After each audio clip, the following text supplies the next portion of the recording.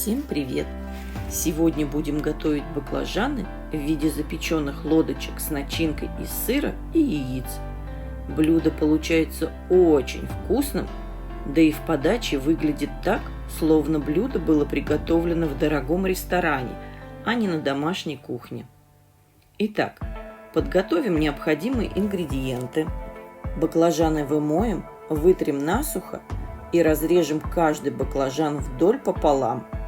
Ложкой вынем из половинок баклажанов мякоть так, чтобы получились лодочки с максимально тонкими и целыми стенками. Выложим баклажаны лодочкой в форму для запекания так, чтобы они были устойчивы. Часть мякоти баклажанов, примерно 100 грамм, мелко нарежем. В сковороде разогреем подсолнечное масло, выложим мякоть баклажанов и обжарим на сильном огне, часто помешивая 3 минуты. Духовку включим и разогреем до 180 градусов. Сыр нарежем, выложим в миску и разомнем вилкой. Добавим к сыру обжаренную баклажанную мякоть.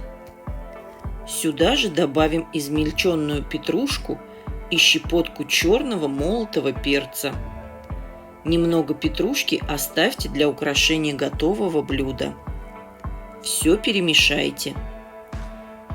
Получившуюся начинку разложите в баклажанные лодочки так, чтобы в центре каждой из них образовалось углубление.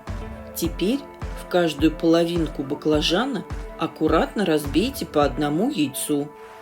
Посыпьте яйца солью буквально чуть-чуть и запекайте баклажаны с сыром и яйцами в духовке около 25 минут.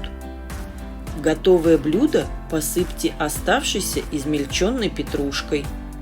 Все, баклажаны, запеченные с сыром и яйцами, готовы. Подавайте баклажанные лодочки к столу в горячем виде сразу после приготовления. Всем приятного аппетита! Пока-пока!